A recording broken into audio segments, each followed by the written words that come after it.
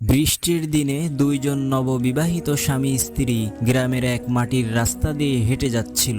এমন সময় তাদের বিপরীত দিক থেকে একজন বৃদ্ধ দরবেশ হেঁটে আসছিলেন। তাদের পাশ দিয়ে যাওয়ার সময় ভুলবশত সেই দরবেশের পায়ের জুতা থেকে কাদা ছিটে সেই নববিবাহিত সুন্দরী স্ত্রীর দামি পোশাকে লাগলো, যার কারণে পোশাকটা নষ্ট হয়ে গেল।